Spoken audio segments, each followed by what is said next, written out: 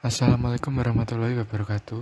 Sebelumnya perkenalkan kami dari kelompok 4 yang beranggotakan 1. Fahrul Martika Suyanto NIM 192, 2. Nuriatul Fitriah NIM 126, 3. Putri Aulia NIM 150, 4. Putri Ayu Senja NIM 128, 5. Yunika Wahyu Pertiwi NIM 186. Kami dari kelompok 4 akan mempresentasikan tentang komunikasi terapeutik pada pasien dengan gangguan fisik. Yang selanjutnya akan diteruskan oleh teman saya.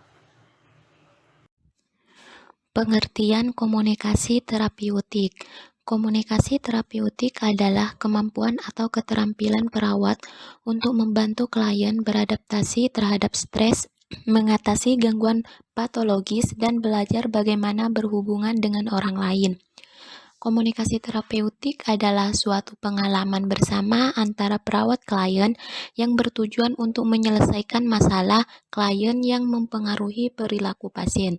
Hubungan perawat klien yang terapeutik adalah pengalaman belajar bersama dan pengalaman dengan menggunakan berbagai teknik komunikasi agar perilaku klien berubah ke arah positif seoptimal mungkin. Untuk melaksanakan komunikasi terapeutik yang efektif, perawat harus mempunyai keterampilan yang cukup dan memahami tentang dirinya.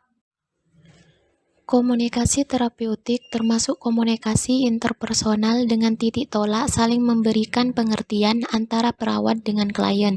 Persoalan yang berdasar dari komunikasi ini adalah adanya saling membutuhkan antara perawat dan klien, sehingga dapat dikategorikan ke dalam komunikasi pribadi di antara perawat dan klien.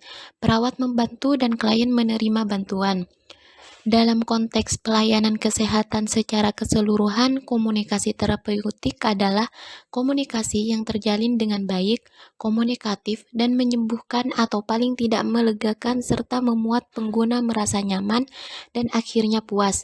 Maka dari itu, komunikasi terapeutik sangat diperlukan untuk mendukung proses rehabilitasi dengan tujuan mengembalikan pasien ke kondisi semula atau setidaknya mendekati kondisi normal. Gangguan fisik adalah suatu keadaan di mana seseorang mempunyai kekurangan pada fisiknya atau terganggunya sistem organ, sensorik, dan motorik di dalam tubuh. Komunikasi pada macam-macam gangguan fisik. Klien dengan gangguan pendengaran. Pada klien dengan gangguan pendengaran, media komunikasi yang paling sering digunakan ialah media visual.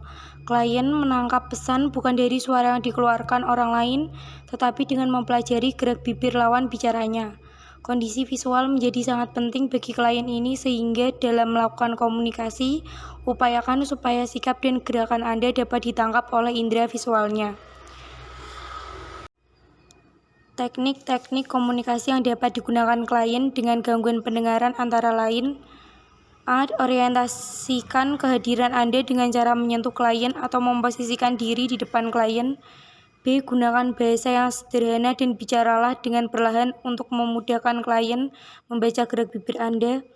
C. Usahakan berbicara dengan posisi tepat di depan klien dan pertahankan sikap tubuh dan mimik wajah yang lazim. D. Jangan melakukan pembicaraan ketika Anda sedang mengunyah sesuatu atau permen karet. E. Bila mungkin, gunakan bahasa pantomim dengan gerakan sederhana dan wajar. F. Gunakan bahasa isyarat atau bahasa jari bila Anda bisa dan diperlukan. G. Apabila ada sesuatu yang sulit untuk dikomunikasikan, cobalah sampaikan pesan dalam bentuk tulisan atau gambar atau simbol. Selanjutnya yang kedua, klien dengan gangguan penglihatan. Gangguan penglihatan dapat terjadi baik karena kerusakan organ, misal kornea, lensa mata, kekeruhan humor vitreous, maupun kerusakan kornea, serta kerusakan saraf penghantar impuls menuju otak. Kerusakan di tingkat persepsi antara lain dialami klien dengan kerusakan otak. Semua ini mengakibatkan penurunan visus sehingga dapat menyebabkan kebutaan, baik parsial maupun total. Akibat kerusakan visual, kemampuan menangkap rangsang ketika berkomunikasi sangat bergantung pada pendengaran dan sentuhan. Oleh karena itu, komunikasi yang dilakukan harus mengoptimalkan fungsi pendengaran dan sentuhan karena fungsi penglihatan sedapat mungkin harus digantikan oleh informasi yang dapat ditransfer melalui indera yang lain. Selanjutnya, teknik komunikasi. Berikut adalah teknik-teknik komunikasi yang diperhatikan selama berkomunikasi dengan klien yang mengalami gangguan penglihatan. Yang pertama, sedapat mungkin ambil posisi yang dapat dilihat klien. Bila ia mengalami kebutaan parsial atau sampaikan secara verbal keberadaan atau kehadiran perawat ketika Anda berada di dekatnya. Kemudian yang kedua, identifikasi diri Anda dengan menyebutkan nama dan peran Anda. Yang ketiga, berbicara menggunakan nada suara normal karena kondisi klien tidak memungkinkannya menerima pesan verbal secara visual. Nada suara Anda memegang peranan besar dan bermakna bagi klien. Selanjutnya, terangkan alasan Anda menyentuh atau mengucapkan kata-kata sebelum melakukan sentuhan pada klien. Selanjutnya, informasikan kepada klien ketika Anda akan meninggalkannya atau memutus komunikasi. Selanjutnya, orientasikan klien dengan suara-suara yang terdengar di sekitarnya. Dan yang terakhir, orientasikan klien pada lingkungan bila klien dipindahkan ke lingkungan atau ruangan yang baru. B. Syarat-syarat komunikasi. Dalam melakukan komunikasi terapeutik dengan pasien dengan gangguan sensori penglihatan, perawat dituntut untuk menjadi komunikator yang baik sehingga terjalin hubungan terapeutik dengan efektif antara perawat dan klien. Untuk itu, syarat yang harus dimiliki oleh perawat dalam berkomunikasi dengan pasien dengan gangguan sensori penglihatan. Terima kasih.